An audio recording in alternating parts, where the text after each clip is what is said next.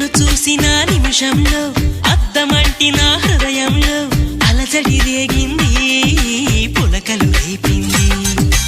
ఎంత చెప్పినా వినకుండా ఏరులాగా నా మనసంతా గలగల పారింది.